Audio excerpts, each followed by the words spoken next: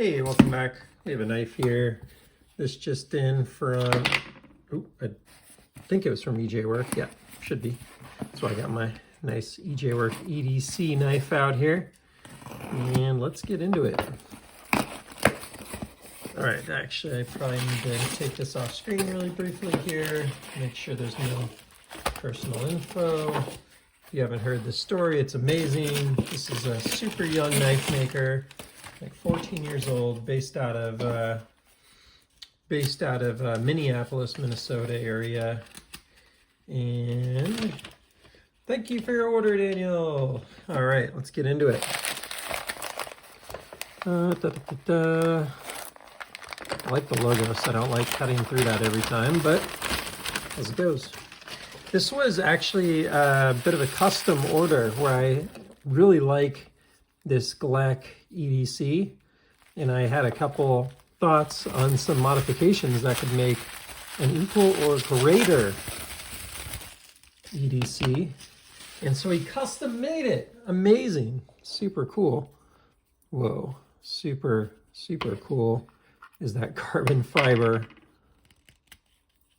sheath. Oh man, that is sweet. So if you haven't checked it out, EJworkman.com, he's got knives available right now. Something like this or similar to it, bigger if you want. Go on his website and check it out. Wow, that is sweet. So I had this fat carbon sitting here at the house, and I was like, dude, have you worked with fat carbon yet? Because his work with G10 is so good. I was like, you got to check this stuff out. So I sent it to him. He made this knife, and I said, you know, it'd be really cool. It would be a drop point version of this with a little more blade length and maybe a slightly smaller handle. I don't know if he did the smaller handle here. It kind of looks like it's the same, but he might try that in the future. I think this looks like it's the same size handle, but look at that little extra bit of length really kind of balances this thing out a little more. Look at that balance point. It's like just at the front, whereas this one, it's probably behind this a little bit, right? It's like a little bit behind the finger choil. This is great. I said on this channel, this is my favorite EDC knife fixed blade I've ever handled. It just feels so good in hand. But that extra little bit of blade length here, it may not be quite as good on the draw cuts as that Wharncliffe style. That's just so good for so many things. But for an all-arounder, something to put in the pocket, wow, that's sweet. And then he matched up this carbon fiber handle with a carbon fiber sheath that just, yeah, that speaks to me. That is sweet. I wonder if that thing's actually lighter. Not sure. That'd be interesting if so. But that is really, really nice all around setup here. That feels great. I love the stonewash he does on here. It's like a dark stonewash. Many makers do stonewashes for years without figuring out how to do a nice dark stonewash. I don't know how he came out of the gate with such a cool looking stonewash, but man, that's freaking awesome. I am stoked on that. I think that is exactly what I was looking for. I'm curious a little bit on the length overall and the weight. Let's take a look and see what we can find here. So overall length, and if you want one like this, feel free to reach out to him. 7 1/4 approximately. So we're picking up a little bit of length there versus 6.75. So it adds about a 1/2 inch to the knife.